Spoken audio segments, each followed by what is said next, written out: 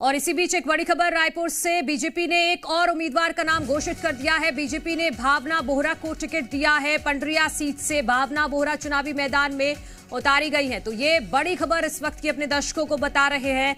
उम्मीद तो ये थी कि रायपुर में, क्योंकि छत्तीसगढ़ में सिर्फ 5 सीटें ऐसी हैं जहां अभी बीजेपी ने उम्मीदवार घोषित नहीं किए हैं, लेकिन अब ये खबर आ रही है बीजेपी ने एक और उम्मीदवार का नाम घोषित कर दिया है। बीजेपी ने भावना बोहरा को टिकट दिया है। पंडरिया सीट से भावना बोहरा चुनावी मैदान में उतारी गई है। तो ये बड़ी खबर अपने दर्शकों को बता रहे हैं। बीजेपी ने एक और उम्मीदवार का नाम घोषित कर दिया है छत्तीसगढ़ में। यहां पर बीजेपी ने भावना बोहरा को टिकट दिया है। पंडरिया सीट से भावना बोहरा चुनावी मैदान में उतारी गई है। बीजेपी की तरफ से 85 उम्मीदवारों का ऐलान पहले ही बीजेपी कर चुकी है। 90 सीटें हैं जिनमें से एक और नाम अब जुड़ गया है। 86 उम्मीदवारों के नाम घोषित कर चुकी है बीजेपी ने आज एक उम्मीदवार के नाम की घोषणा की है, जिनका नाम है भावना बोहरा। इनको पंडरिया सीट से चुनावी मैदान में उतारा है बीजेपी ने। तो ये इस वक्त की बड़ी खबर अपने दर्शकों को बता रहे हैं। बीजेपी ने एक और सीट का ऐलान कर दिया है। छत्तीसगढ़ में भावना बोहरा को टिकट दिया है।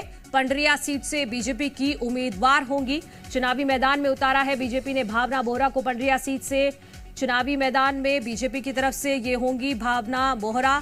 आपको बता दें कि 85 उम्मीदवारों की पहले ही घोषणा की जा चुकी है बीजेपी की तरफ से, और एक और उम्मीदवार का नाम सामने आया है जिसमें नाम है भावना बोहरा का, जो पंडरिया सीट से चुनावी मैदान में उतरेंगी। तो ये इस वक्त की बड़ी खबर अपने दर्शकों को बता रहे हैं। उम्मीद तो ये थी कि जो बाकी 5 सीटें बची हुई हैं उन पर बीजेपी अपने प्रत्याशियों की घोषणा करेगी, लेकिन एक नाम सामने आ गया है और बीजेपी की ये दूसरी सूची जिसमें एक ही नाम है और वो नाम है भावना बोहरा का, जो पंडरिया सीट से अब बीजेपी की उम्मीदवार होगी। तो ये बड़ी खबर अपने दर्शकों को बता रहे हैं। छत्तीसगढ़ विधानसभा चुनाव से जुड़ी हुई ये इस वक्त की बड़ी खबर, जिसमें बीजेपी ने एक और लिस्ट अपनी जारी कर दी है।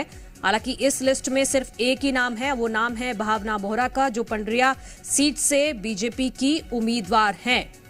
तो यहां पर 7 और 17 नवंबर को वोटिंग होनी है और उससे पहले जी मीडिया संवाददाता सत्यप्रकाश हमारे साथ जुड़ गए हैं। सत्यप्रकाश, भावना बोहरा को टिकट दिया है पंडरिया सीट से बीजेपी ने, समीकरण बताइए आप।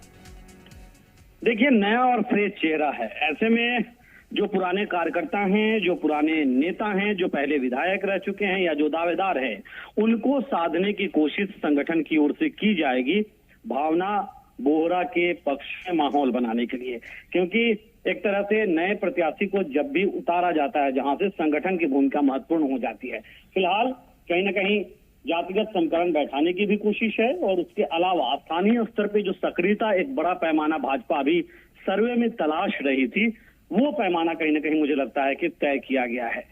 क्योंकि इस बार का चुनाव है वो करो या मरो का चुनाव है छत्तीसगढ़ में भाजपा के लिए भी, क्योंकि सामने 2024 का लोकसभा चुनाव भी है।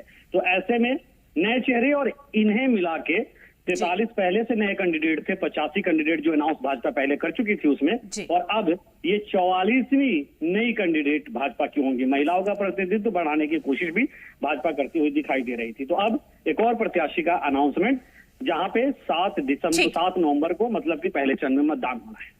ठीक है, बहुत शुक्रिया आपका तमाम जानकारी के लिए सत्यप्रकाश। तो नया और फ्रेश चेहरा है, जैसे कि हमारे सहयोगी बता रहे हैं। पंडरिया सीट से भावना बोहरा को बीजेपी ने अपना उम्मीदवार चुना है।